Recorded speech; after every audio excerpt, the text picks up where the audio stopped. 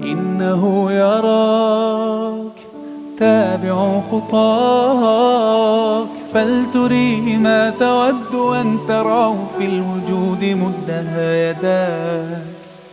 مدها يداك وجد بالقليل ولو بالقليل أدمه بوصل وفعل الجميل وجد بالقليل ولو بالقليل أدمه بوصل وفعل الجميل وروي الحياة بماء العطاء لتلهم جيلا من بعد جيل وروي الحياة بماء العطاء لتلهم جيلا من بعد جيل مدها يداك إنه يراك. بسم الله الرحمن الرحيم. إن الحمد لله نحمده ونستعينه ونستغفره ونعوذ بالله من شرور أنفسنا ومن سيئات أعمالنا من يهده الله فلا مضل له ومن يضلل فلا هادي له أشهد أن لا إله إلا الله وأشهد أن محمدا عبده ورسوله اللهم صل على سيدنا محمد وعلى آل سيدنا محمد أما بعد. Terima kasih kepada seluruh muslimat yang hadir pada petang ini. Ya, terlebih dahulu Ustazah hormati Biro Muslimah Masjid Fatimah Zahra Taman Kosas Ampang dan seluruh ahli jawatan kuasa. Seterusnya puan-puan, ibu ayah, kakak-kakak, adik-adik sekalian, apa khabar semua? Alhamdulillah. Syukur kita kepada Allah Azza wa Jalla yang mentakdirkan kita bertemu dalam rumah Allah pada petang ini. Ya, ini kali keberapa ni muslimat datang nak jumpa ustazah dekat Taman Kosas ni? Ini soalan cepu mas ni kan, ya. Ustazah ambil kesempatan untuk mohon maaf kalau muslimat ada yang hadir pada satu tarikh dulu, ya, yang ustazah pun dah menjernihkannya dengan pihak masjid kerana orang panggil apa, miscommunication, ya. Jadi itu julung-julung kali itu berlaku, ya, yang ustazah memang tak sedar langsung itu adalah hari yang dijadualkan dan handphone ustazah memang tidak ada bateri daripada malam lagi. Ya, jadi habis semua orang cari ustazah, termasuk suami juga cari pun tak dapat, tak jumpa cari isteri dia. Ya, jadi ustazah mohon berbanyak-banyak maaf. Apapun hari ini alhamdulillah dipermudahkan oleh Allah, ya, berada dalam rumah Allah ini, dan ustazah benar-benar mensyukuri pertemuan ini bersama dengan para muslimat yang dikasihi sekalian.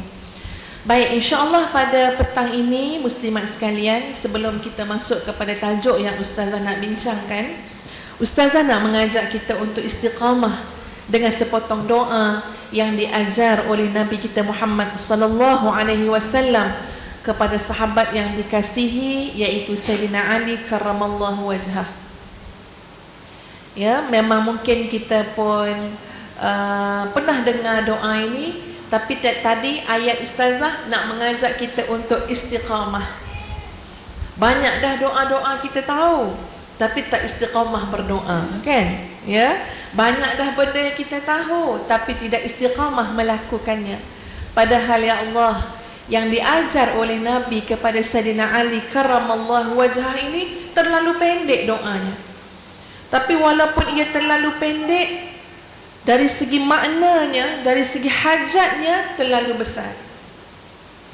Dan melihat kepada suasana di akhir zaman, maka ini di antara doa yang sepatutnya menjadi ratib harian kita, mohon kepada Allah agar dikurniakan seperti mana yang diajar oleh Nabi sallallahu alaihi wasallam. Jadi para muslimat, muslimin yang dikasihi sekalian, Nabi telah menyatakan kepada Sayyidina Ali dengan perkataan ataupun dengan sebuah sabda, ya Ali qul, wahai Ali, katakanlah. Katakanlah dalam konteks ini lebih kepada maksud wahai Ali, berdoalah.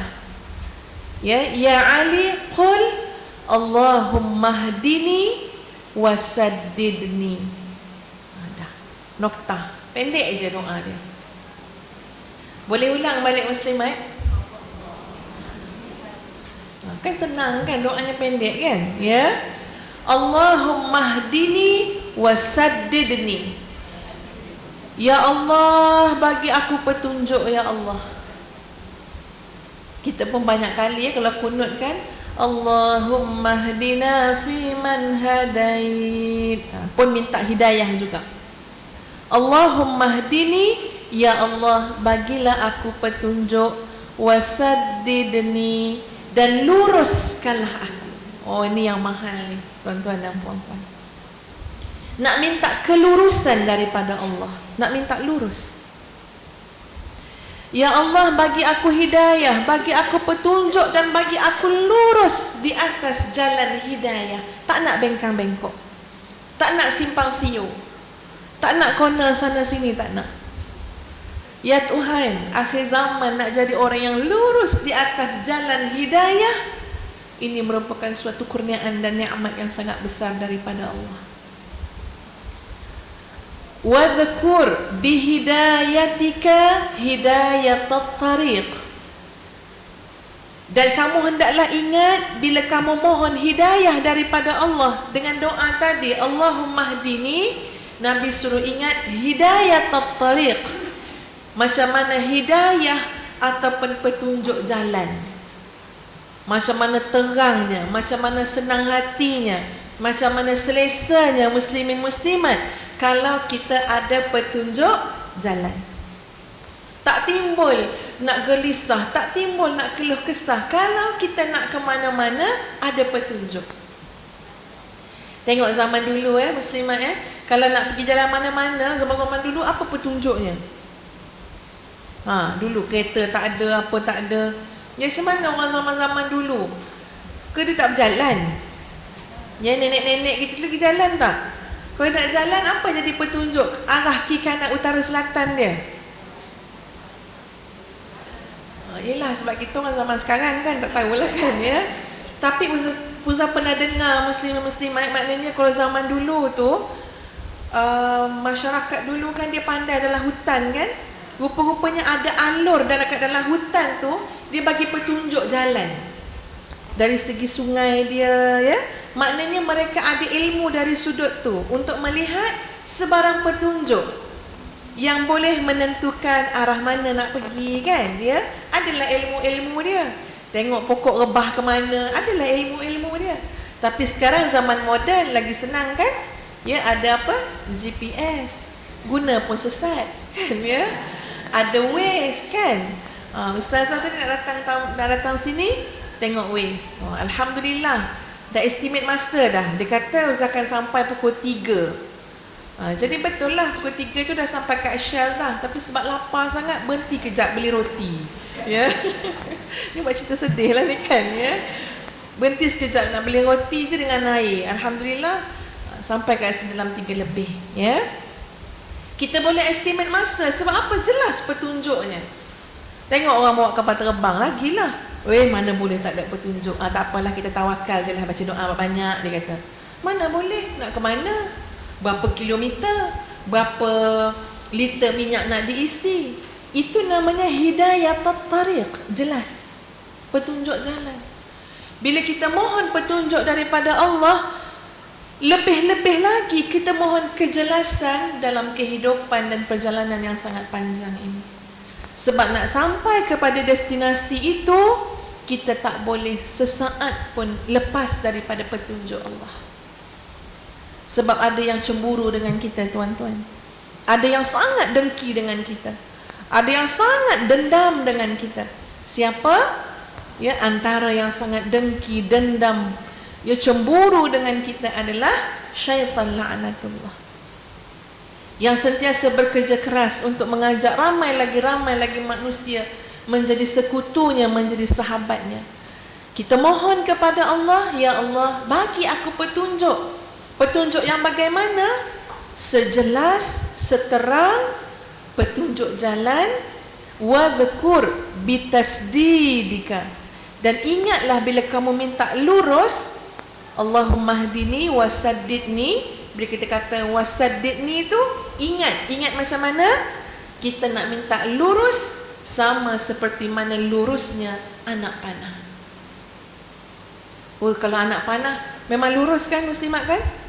Ke ada anak panah yang nanti dia kona kanan dulu, kan dia ke kiri pula, tak ada lagi kan? Ya, secanggih-canggih zaman moden ni kalau sebut anak panah, tepat terus. Mana nak dituju? Tak ada anak panah yang boleh ke kiri ke kanan, simpan perenang, tak ada. Macam tu kita minta dengan Allah. Ya Allah, bagi lurus ya Allah perjalanan hidupku. Dan subhanallah, muslimin muslimat, nak lurus perjalanan menuju Allah, dia bermula dengan lurusnya niat, lurusnya akidah, lurusnya tauhid kita, lurusnya persoalan-persoalan yang ada dalam hati kita manusia. Yang ini nak lurus dulu. Kalau niat tak lurus, yang lain juga tidak akan lurus. Kalau niat tak lurus, yang lain tidak akan lurus. Dimulai dengan niat. Ya, kadang-kadang kita ni ada banyak sangat niat. Dan subhanallah, Allah membantu untuk menjernih dan meluruskan niat itu kembali. Memanglah buat kerana Allah, tapi nak juga kena puji. Ada kan? Biasanya suami isteri lah macam tu kan, ya. Memanglah bang kerana Allah, tapi dah 20 tahun kahwin tak pernah puji-puji pun, dia katakan, ya. Kadang-kadang ada banyak bertindak niat tu. Memanglah saya jaga masjid surau ni kerana Allah, ya, tapi nak jugalah orang pun hargai juga kerja saya kat sini. Tengok, kadang-kadang benda itu terungkap lepas 5 tahun perkhidmatan kita, lepas 10 tahun amal bakti kita. Allahu Akbar, ada yang dengki, dendam, cemburu dengan kelurusan niat seorang hamba. Dia berusaha juga untuk melarikan kelurusan tersebut. Sebab tu kita berlindung dengan Allah, mohon dengan Allah, Allahumma saddidni, Allahumma hdini wasaddidni. Bagi niat kita lurus. Puan-puan para muslimat, didik anak-anak. Kenapa didik anak-anak? Kenapa yang suruh anak pergi baca Quran, yang beria-ria sangat hantar anak tuition? Sebenarnya apa niat kita, tuan-tuan dan puan-puan? Apa niatnya? Umur anak 2 tahun pun dah suruh dia baca Quran dah. Ya, 3 tahun pun dah suruh dah duduk. Cuba tanya, apa niat yang sebenarnya? Suruh anak jadi pandai, dapat A semua. Ni nak UPSR mesti semua 5A. Nanti nak PT3 nak semua A, SPM. Cuba tanyakan apa sebenarnya niat kita sebagai ibu yang sebenar-benarnya. Sebab kadang-kadang muslimin muslimat yang dikasihi sekalian, kita tak perasan kita punya niat masih lagi sebenarnya ditakluki oleh hawa nafsu kita sendiri. Sebab itu ramai anak-anak yang dapat A tapi tak mengenal Allah. Ramai anak-anak yang lahir pandai membaca Quran tapi tak mengenal Allah. Sudahnya, ya, tapi maknanya kalau niat kita, ya Allah, saya dekatkan anak saya dengan Quran. Umi tak ada nak apa-apa daripada anak-anak, tak ada nak apa-apa. Tak ada nak ganjaran, nak apa ni, nak duit kamu ke dah besar besok, tak ada. Umi betul-betul nak suruh anak-anak Umi faham Quran, hidup dengan Quran supaya boleh mengenal Allah yang menciptakan kita semua langit dan bumi, dan besok taat dengan Allah. Itu sejujur-jujur dan seikhlas-ikhlas, seluruh lurus niat ketika mana kita mendidik anak-anak kita, tuan-tuan dan puan-puan. Sebab tu kadang-kadang niat itu diuji sebab ianya tidak cukup lurus. Janganlah memalukan kita kan, kata dengan anak macam tu. Ataupun suruh suami pergi masjid. Kebetulan ya, banyak rumah keliling ni kan, ya, macam satu kampung ni kalau apartmen tu, ya. Apa niat kita masa kita suruh suami kita pergi masjid? Bangunlah bang, awak tak malu ke dengan orang keliling tu? Ya, rumah masjid depan tak malu ke? Sebenarnya apa niat kita?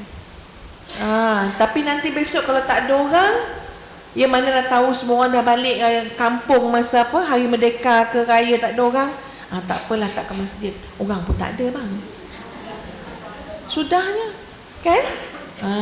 Niat tu nak kena bagi lurus. Niat yang lurus, tuan-tuan, bawa ke lidah. Lidah juga lurus. Dia saling lengkap melengkapi di antara hati dan lidah. Ya, kalau lidah dilazimkan lurus, insya-Allah datangnya juga daripada hati yang lurus. Kalau hati dilazimkan lurus, insya-Allah lidah juga akan lurus. Tapi biasanya kadang-kadang lidah kita bengkang-bengkok. Semalam para muslimat, siapa yang tak menipu langsung kat tangan? Memang seingatnya tak ada menipu langsung semalam. Angkat tangan. Siapa yang sebulan tak pernah menipu? Tak pernah menipu suami dia. Sebulan tak pernah menipu suami dia. Sebelah angkat tangan. Kadang-kadang lidah kita tidak lurus. Walaupun pada perkara yang remeh, tapi lidah kita tidak lurus. Ustazah ambil kaedah, senang saja tuan-tuan dan puan-puan. Kalau lidah tidak lurus, tidak ada apa yang boleh berubah. Kalau lidah tak lurus. Sebab lidah akan sentiasa kita panggil cover ni apa dia? Akan sentiasa melindungi tuan dia untuk menampakkan sesuatu perkara yang kurang baik, tetap ia seperti mana perkara yang baik. Itu kerja lidah. Ya, itu kerja lidah. Ambil contoh suami marah, ya. Sebab tengok ya Allah banyaknya koleksi tudung bini aku ni, dia kata. Rasa ada sealmari lagi tak pakai tu. Kadang-kadang beli pun ada yang beli kali kedua, sama. Sebab tak perasan dalam almari dah ada yang sama. Sampai macam tu sekali, jadi tak betul kepala ni, ngikut hawa nafsu. Tapi kita ni nak beli juga, tahu dah ni suami kan mesti tegur ni. Jadi hari tu kita pun pakai, perasan pula dia. Biasa 15 tahun dia tak perasan pun. Hari tu dia perasan pula. Amboi lawa tudung hari ni, mesti mahal ni, dia cakap. Masa tu kita nak cakap apa? Kalau betul lah tudung tu harganya 200 lebih sehelai, kalau kita cakap, bang tudung ni harganya 200 lebih, agak-agak kita kena apa? Kena marah. Jadi sebab nak melindungi diri kita ni, kita akan kata, tak bang, ini diskaun lebih-lebih raya dulu.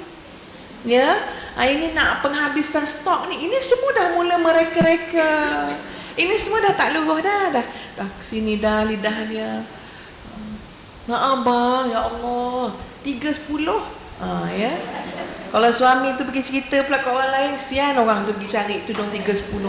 Sampai ke sudah tak jumpa. Ni penipu punya pasal ni. Kita rasa benda tu kecil, percayalah, tak berubah gitu.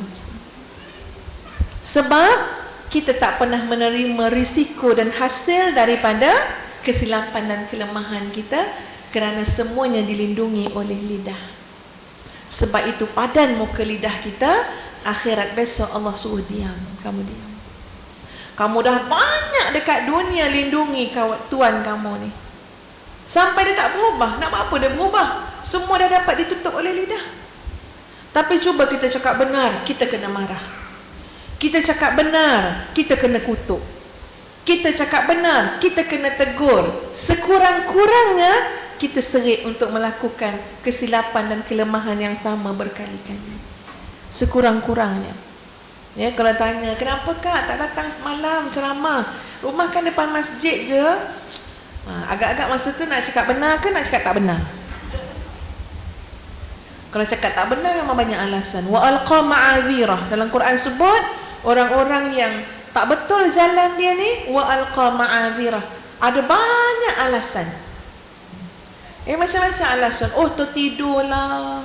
Dia memang niat nak pergi, tak tahu macam mana, cucu pula mari masa tu juga. Dia dah siap-siap. Ini semua alasan yang boleh direka cipta. Padahal kita mungkin tengah tengok Hindustan ataupun sinetron. Cuba muslimat bayangkan untuk bercakap jujur. Kak, kenapa tak pergi semalam? Ya, rumah dia depan masjid kak. Itulah tu akak tengok sinetron. Kena kutuk lah kita kan? Ya, akak tengok Hindustan kena kutuk. Eloklah bagi dia kutuk kita. Ya Allah, teruknya kak. Penting sinetron lagi daripada ceramah kak. Biar dia kutuk kita sikit. Supaya apa? Kita ni kadang-kadang lihat nak berubah muslimat. Lihat sangat nak berubah. Tapi insya-Allah kalau lidah kita lurus, niat kita lurus, kerja perbuatan kita akan jadi lurus. Sebab kita tahu dalam hidup kita tidak ada dolak dalih. Ya, tidak ada dolak dalih. Lurus semua insya-Allah. Jadi mudah-mudahan kita boleh istiqamah dengan doa yang sangat ringkas tadi. Ya, mungkin boleh Ustaz dengar balik semula daripada muslimat. Macam mana doa dia? Allahumma hadini wasaddidni. InsyaAllah kita sama-sama doa.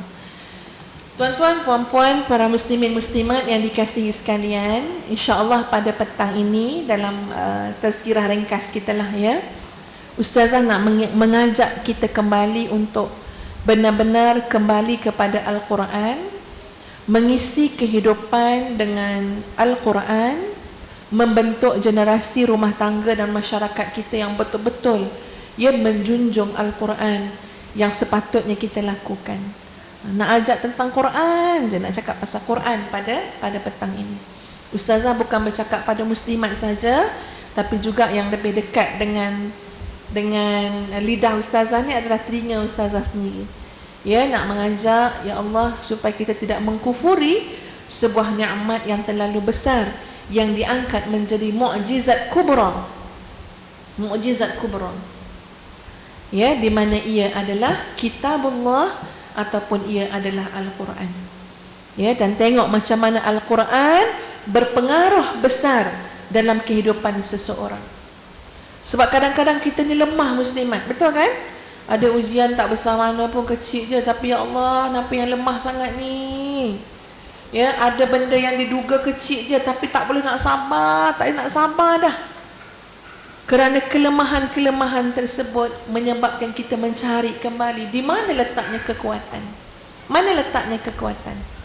Ya, kalau Nabi boleh katakan bahawa jatuh bangun sesebuah umat bergantung bagaimana dia melayan yang ini. Ya, melayan kitabullah. Itu yang disampaikan. Ya, sebab itu kita kena tengok balik macam mana kita berurusan dengan kitabullah. Ya, ustazah sekadar memperingatkan bahawa dengan Al-Quran, muslimat sekalian, paling kurang mesti mencukupi 7M. Paling kurang dengan Quran. Setiap hari agenda 7M berjalan. Kalau kita semak nanti, oh semalam baru 3M, tak dan nak buat lagi 4, hari ni pertingkatkan 4, esok 5, esok 6, kemudian 7, istiqamah 7 sampai nanti. Paling kurang 7M. Baru betul-betul menjadi generasi Al-Quran. Baru betul-betul kita ini sebati, hidup kita ini benar-benar, ya, kita punya urat nadi dan segalanya ini semua hidup dengan Quran. Ya, 7M tersebut para muslimat sekalian, yang pertama ialah mempelajari Al-Quran. Mempelajari, mesti tiap-tiap hari ada kita belajar Quran. Mesti. Maksud ustazah atau muslimat bukan mesti mempelajari itu pergi mana-mana. Ada hari kita tak sihat kan, duduk rumah saja. Tapi adakah halangan untuk mempelajari Al-Quran? Tidak. Sebab ilmu pun boleh dapat melalui jalan bacaan. Paling tidak pun sebab kita berfikir, ya Allah, mudahkan untuk aku hari ini belajar satu kalimah Al-Quran pun sudah kira baik ya Allah. Tengok-tengok Allah hantar telinga kita mendengar tafsir Quran dalam radio, IKIM, dengar juga, belajar Quran juga. Ya, ambil buku, baca, belajar Quran juga. Yang penting muslimat sekalian, tiap-tiap hari M yang pertama berjalan. Apa dia? Mempelajari Al-Quran. Ilmu Al-Quran sangat luas. Sangat luas. Bukan makna belajar Quran maknanya belajar baca saja, belajar tajwid saja, belajar taranum saja. Banyak tentang ilmu Quran. Ulumul Quran, ya, ilmu tentang tafsirnya, ya, dan segala macam.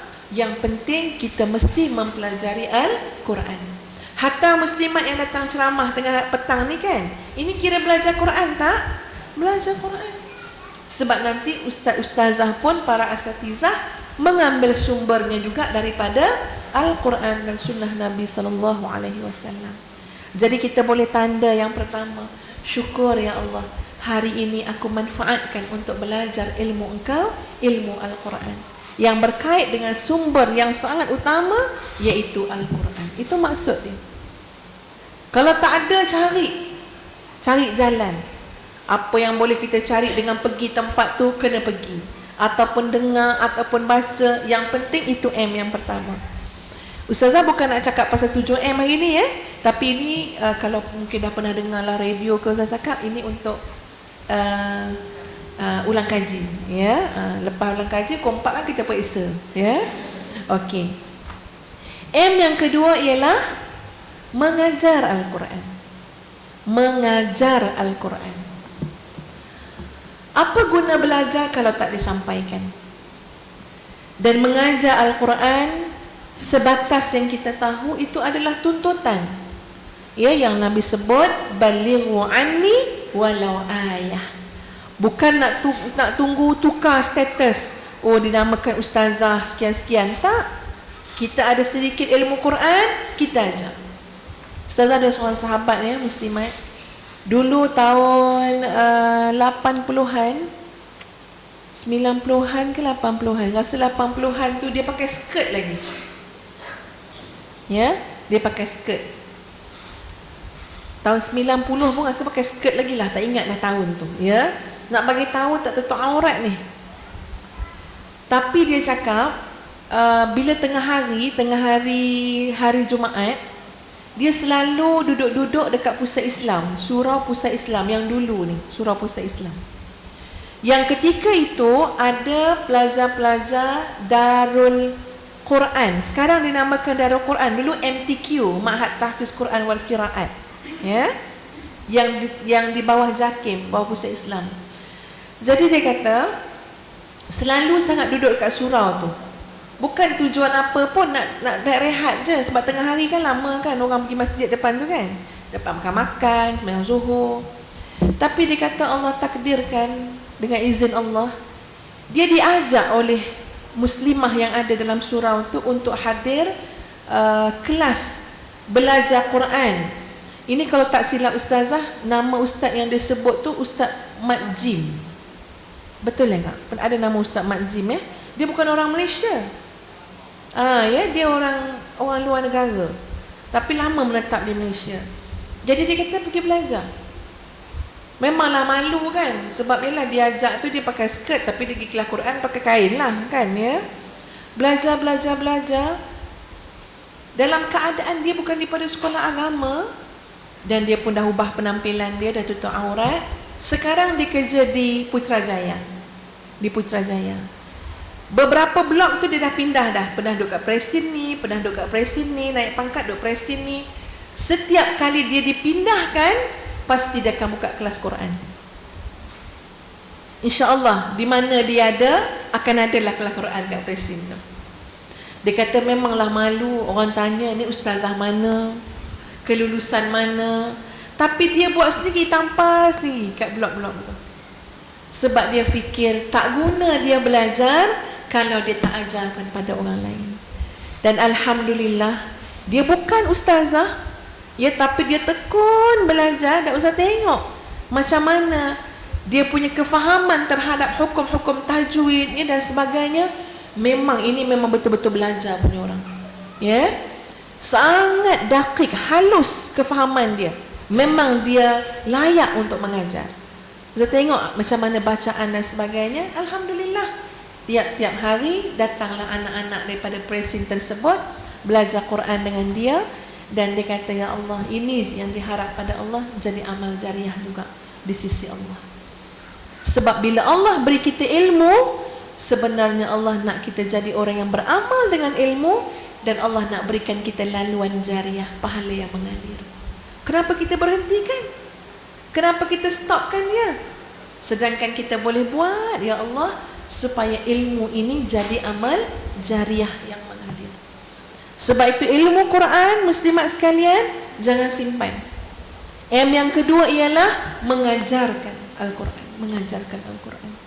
Dan suatu kebahagiaan saat kita mempelajari Quran, dan bila mana kita mengajarkan Al-Quran kepada orang ramai. M yang ketiga apa dia? Membaca Al-Quran. Buat hari-hari takmis baca Quran. M yang keempat, menghafaz Al-Quran. Tak boleh hafaz 30 juzuk, hafallah juzuk 30.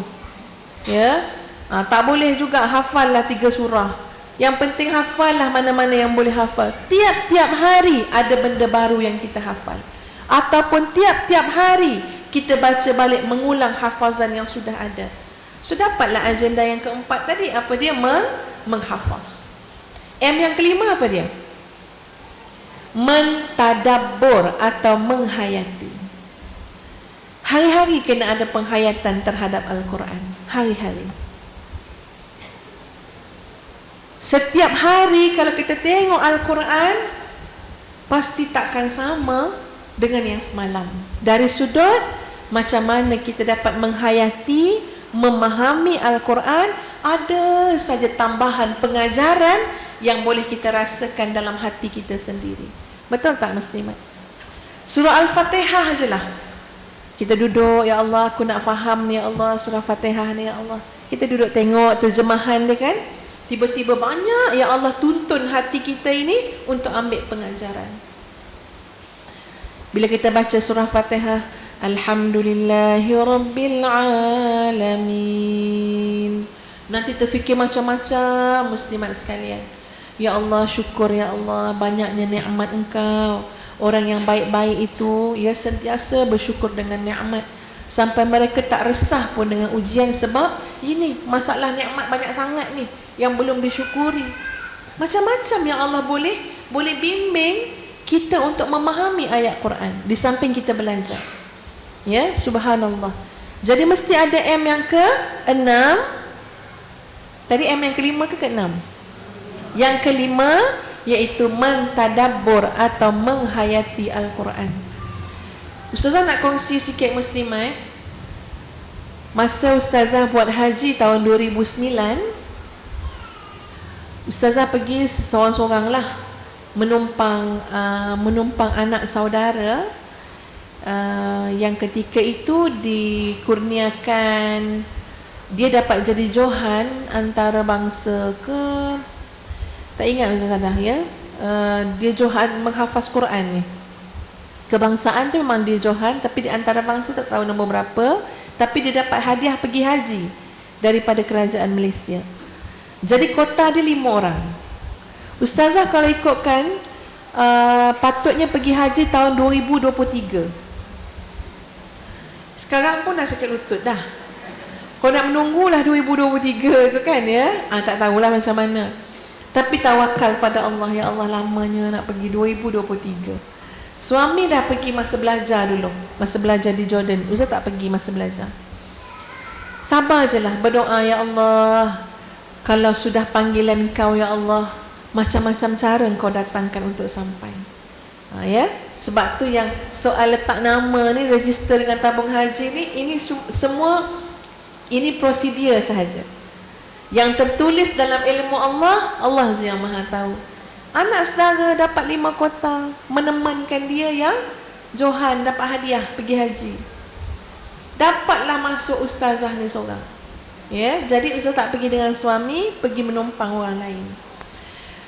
Bila dekat sana ya muslimat, masa tu lama, ustazah KT 90, KT yang akhir-akhir.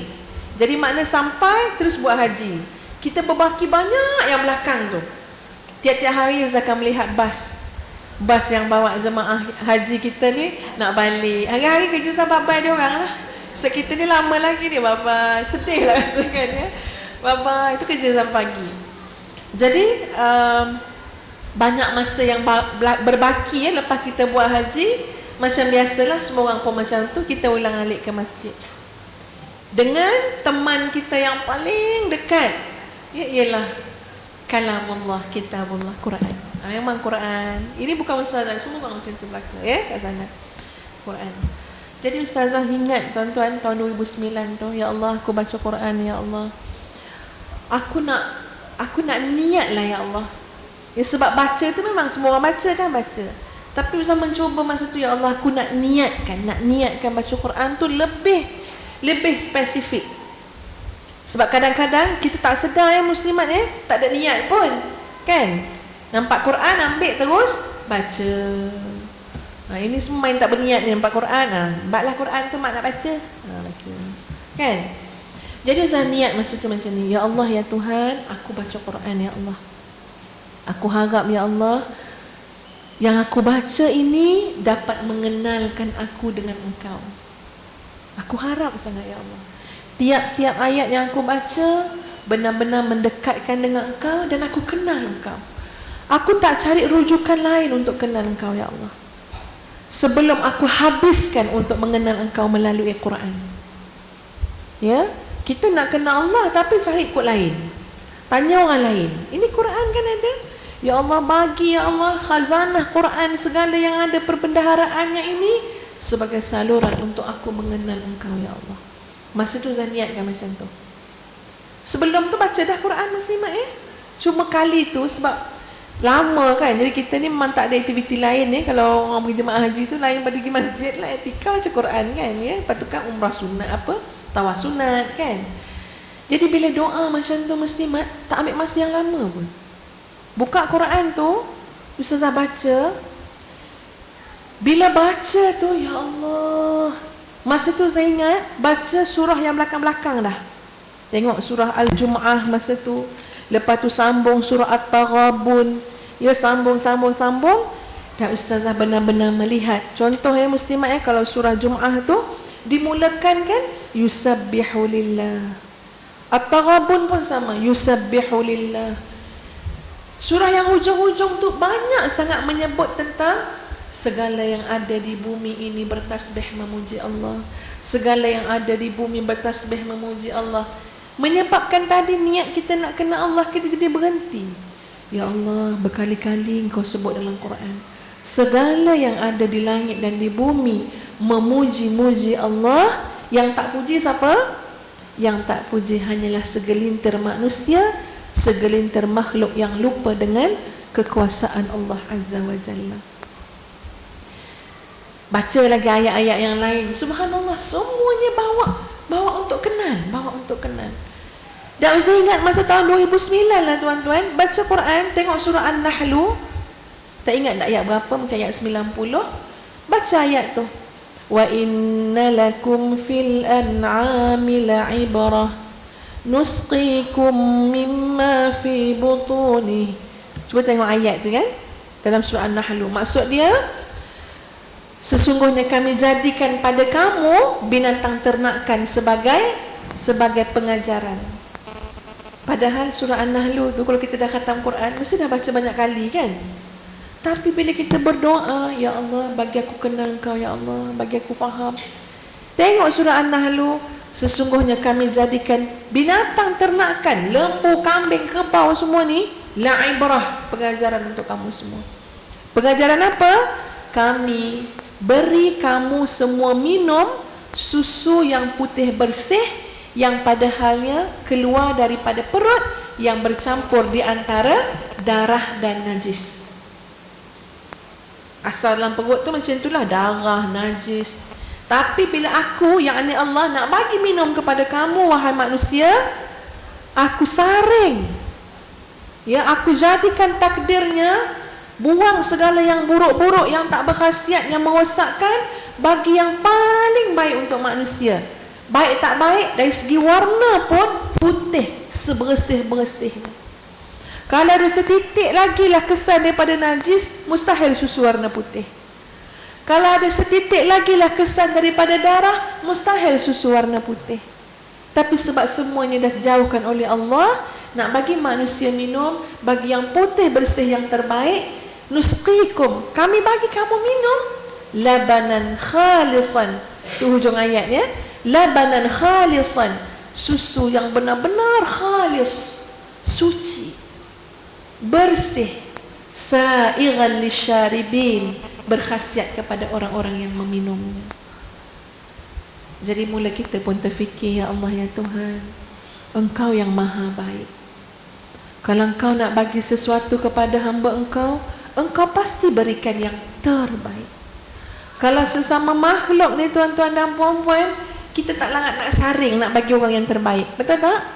Jadi kadang-kadang selalu kita bagi orang yang tak terbaik pun. Selalu juga penjual yang jual, sebenarnya dia bagi yang benda dia panas-panaskan 2 hari, ada juga. Kalau sesama manusia, tak ada jaminan manusia tu boleh berikan kita yang terbaik. Tapi daripada Allah, Allah tu siapa? Allah adalah Tuhan yang maha baik, pencipta yang maha baik. Buktinya apa? Kamu tengok, Allah berikan labanan khalisan. Allah saring dulu sebelum bagi pada manusia, sebab nak mengajak manusia, kalau kamu nak persembahkan sesuatu kepada Allah, jangan bagi hampas, jangan bagi benda busuk, jangan bagi benda basi, jangan bagi benda tak ada kualiti, tapi bagilah benda yang khalis, yang kamu boleh ikhlaskan lillahi ta'ala. Belajar daripada ayat surah An-Nahl yang dibaca sebelum dibaca dah, tapi tak menyengat masa tu, tak sampai ke hati kita. Subhanallah, Ustazah ingat sungguh-sungguh tuan-tuan dan puan-puan, perbaiki niat tadi. Tiba-tiba bila kita baca Quran, macam mencurah, ya Allah salurkan untuk kita faham lagi dan faham lagi. Ya, selalu kadang-kadang renung juga, ya Allah, ya janganlah jadikan aku orang yang tidak ikhlas. Tengok pada susu, tengok kambing, kerbau, lembu semua tu kan. Muslimat kalau pergi umrah kan ada unta kan. Kalau tengok yang betul-betul bau keluar di perut unta tu, warna dia tu macam warna putih kebiru-biruan. Dia tak biru, tapi dia macam putih, ada biru-biru sikit, berbuih-buih lagi. Ya Allah, bersihnya, freshnya, panas-panas lagi kan, segarnya. Bila Allah nak beri kepada kita hamba dia. Tapi kita bila nak solat, cari yang akhir waktu, cari baki-baki daripada waktu. Bila nak baca Quran, nantilah bila ada waktu lapang. Semuanya saki-baki kita bagi kat Tuhan. Allah beri pada kita yang terbaik. Biar kita kenal Allah yang maha baik. Kita ni yang teruknya muslimat, selalu memberikan kepada Allah sesuatu yang sudah tidak ada kualitinya lagi. Jadi banyaklah ayat tak sempat, sibuk, segala macam. Padahal kalau kita nak, kita boleh lakukan dengan baik. Yang penting kita nak memberikan sesuatu ikhlas kerana Allah. Itu contoh dia. Nak suruh mentadabbur. Sama juga yang saya ingat sangat, surah Taha. Sebelum surah Taha ayat 130, 132, surah Taha.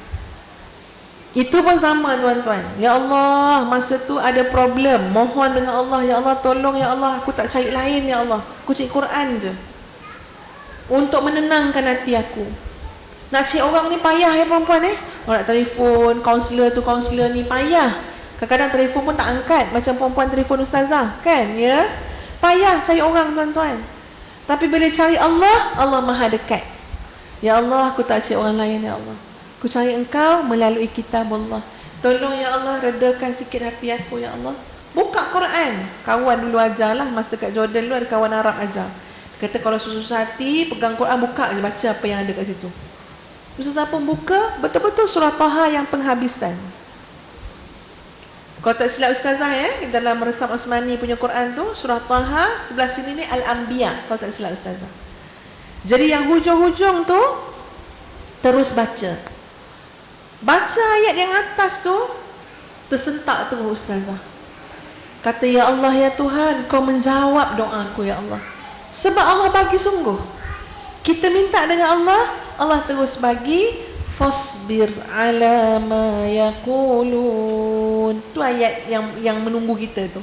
Maksud dia apa? Maka sabarlah kamu atas segala apa yang orang cakap. Tu ayat dia. Kata, ya Allah, aku ni punya kelakuan, ya Allah, macam tak ada Quran. Tension, stres kan. Padahal tengok kita buka Quran terus. Fasbir ala ma yaqulun. Sabarlah kamu atas apa yang orang cakap. Mana langat nak fikir apa yang orang cakap. Ya, nanti kita jawab pula. Hati kita akan jawab. Ya, senang ke nak sabar? Kan? Kalau orang cakap kan, sabar ke? Memanglah, memang semua nak sabar. Ya, senang ke nak sabar?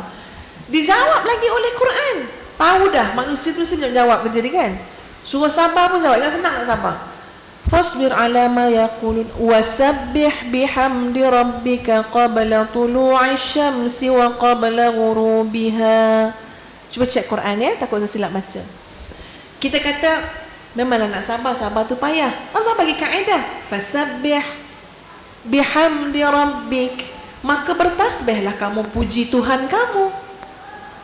Bila? Qabla tulu'i syamsi wa qabla ghurubiha, sebelum matahari terbit, sebelum matahari terbenam. Kena ingat dengan Allah pada masa itu.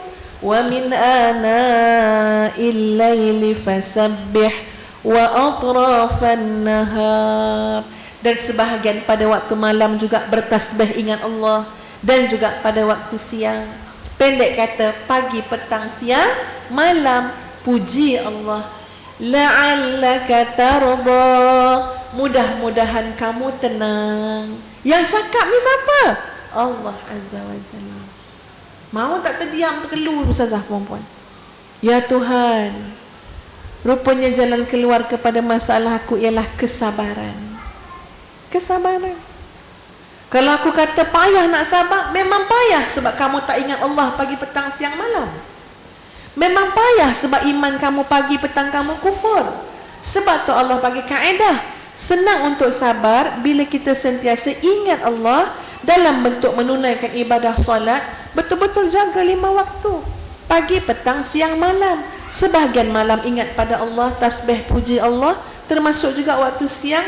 Dan Allah menjanjikan, la'allaka tarda, mudah-mudahan kamu akan tenang. Subhanallah. Itu baru beberapa ayat yang ustazah sebut. Ada ribuan, 6,600 lebih lagi ayat Quran yang sebenarnya menanti masa bila kita nak tadabbur, nak menghayati Al-Quran. Dengan satu niat, ya Allah, aku baca Quran memang sebagai ibadah, tapi dalam masa yang sama aku ingin menjadikan inilah cara dan sumber untuk aku mengenal Engkau, ya Allah. Yang ini puan-puan, Allah maha baik. Ustazah boleh cakap macam ni je. Puan-puan buat, ya, mulakan dengan niat, ya Allah, aku nak kenal Engkau, ya Allah, aku nak dekat dengan Engkau, ya Allah. Baca Quran, tengok sendiri, rasai pengalaman tu sendiri macam mana. Ya, tak ada jemunya dengan Quran muslimat, tak ada jemu dengan Quran. Subhanallah. Ya, Quran tidak ada kejemuan untuk dibaca, difahami, diajar. Ya, untuk dipelajari, tak pernah jemu. Ini adalah mukjizat kubra yang dipelihara oleh Allah Azza wa Jalla. Itu yang keberapa tadi? Yang ke-5, mentadabbur. Betul kan? Yang ke-5 ke yang ke-6? Okey, yang ke-6. Itu yang ke-5 ke ke-6 Okey, yang ke-6 ialah mendaulatkan Al-Quran. Ustazah nak cek balik mempelajari, mengajar, membaca, menghafaz, menghayati, mendaulat. Lagi satu apa mengamalkan Al-Quran. Ya, mengamalkan Quran. Jadi yang ke-6, kalau kita ambil tu yang ke-6 mengamalkan Quran.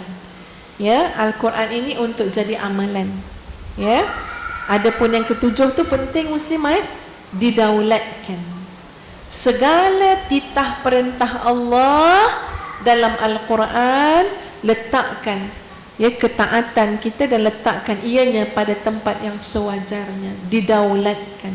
Segala ajaran Quran dimuliakan.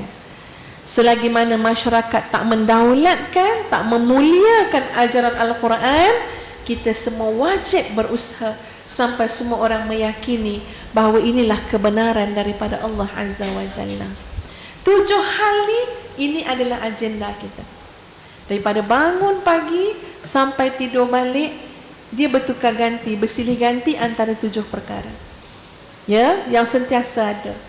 Paling kurang kita bagi nasihat pada orang. Ya, paling kurang kita viralkanlah benda-benda yang baik dalam Facebook kita, kalau zaman sekarang ni kan.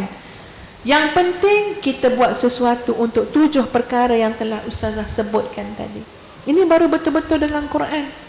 Sebab itu muslimat sekalian, kalau ustazah bercakap dengan anak-anak tahfiz, ya, ataupun nak fahamkan kepada ibu ayah yang hantar anak hafaz Quran, ia bukan semata-mata hafaz Quran.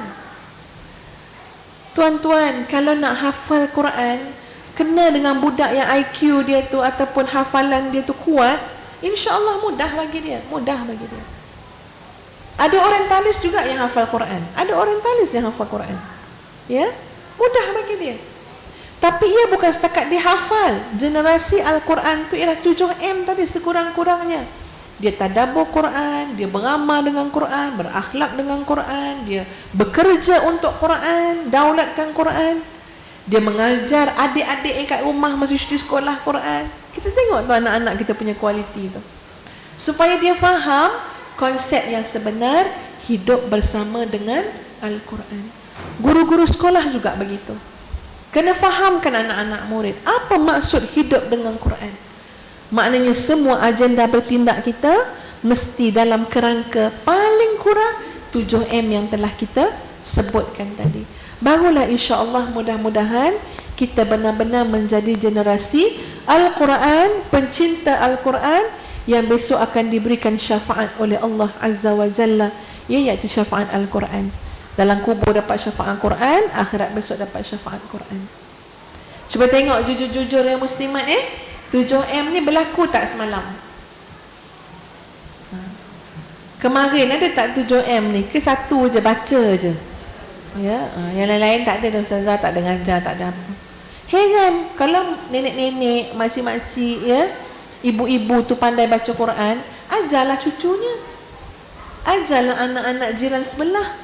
Sebab kita berebut nak dapat jariah. Sebab kita tahu dah kita kena jadi orang macam ni. Kalau kita betul-betul nak jadi pencinta Quran, generasi Quran, cari kat mana nak belajar, kat mana nak belajar. Dia cerita baru-baru ni, sahabat ustazah bersara ratusan ribu duit persaraan buat rumah besar kat satu negeri. Ratusan ribu rumah besar kat satu negeri. Pindah sana 6 bulan ke berapa bulan.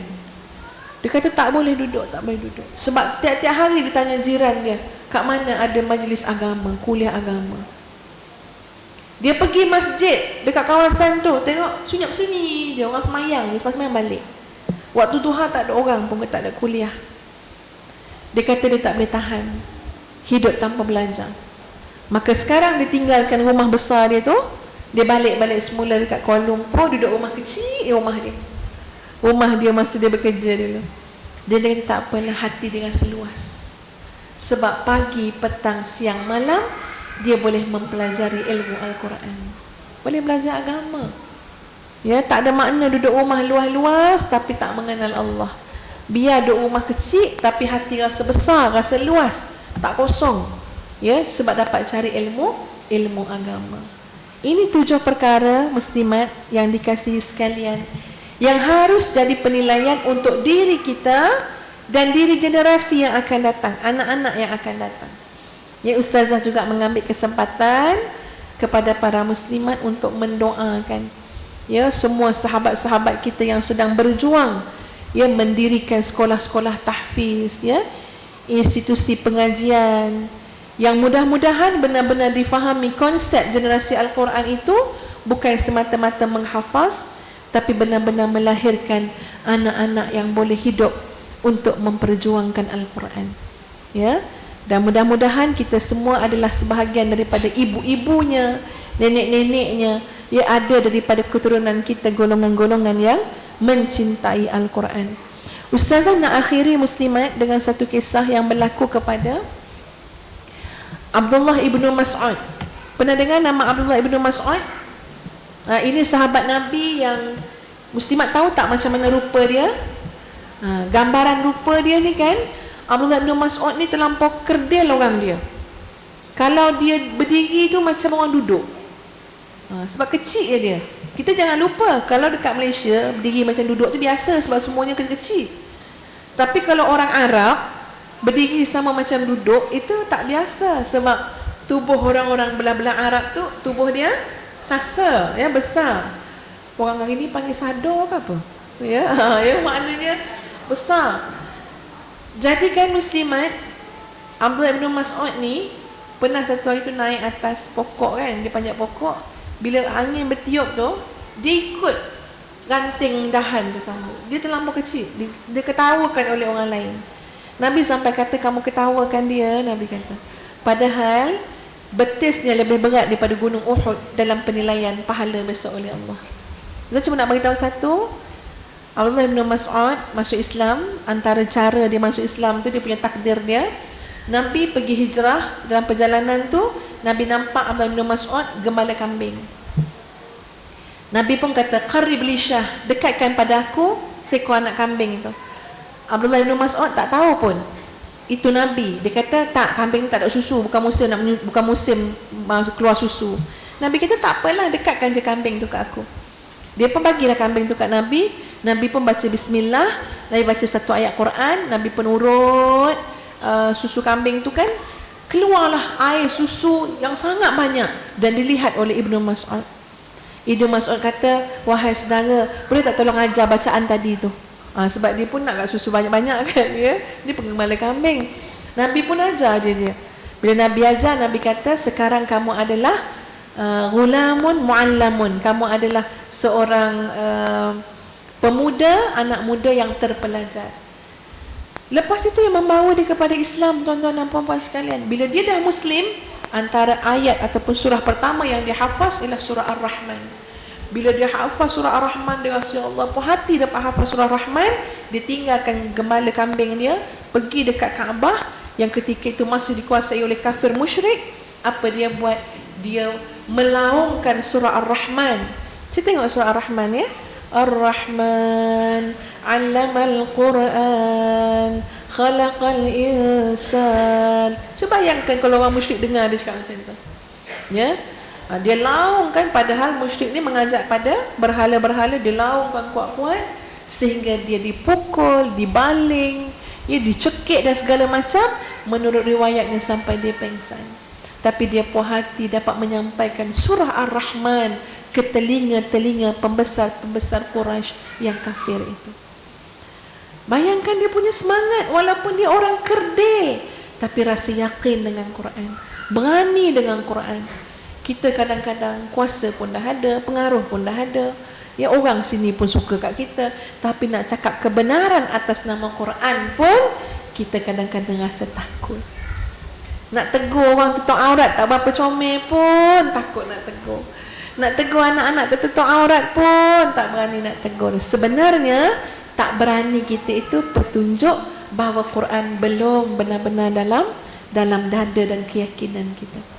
Ya, kalau yakin, itu dia Abdullah ibn Mas'ud. Walaupun orangnya kerdil, nak berdepan dengan kafir Quraisy yang besar-besar, yang hebat, yang gagah, tak jadi hal, kerana yakinnya dengan Al-Quran yang ketika itu merujuk kepada surah Ar-Rahman yang dihafaz oleh Ibnu Mas'ud. Tuan-tuan dan puan-puan yang dikasihi sekalian, mudah-mudahan kita balik nanti mengagendakan 7M untuk Al-Quran. Boleh ya? InsyaAllah barulah terisi kehidupan kita, ya, barulah terasa gagah dan kuat insyaAllah. Dan Ustazah rasa cukup setakat ini untuk beri laluan ya, kita pun nak masuk asar. Ya, ampun maaf daripada Ustazah. Terima kasih kepada tuan-tuan dan puan-puan sekalian. Sekian sahaja, wabillahi taufiq wal hidayah. Assalamualaikum warahmatullahi. Kita tutup dengan suratul Asr dan tasbih kafarah.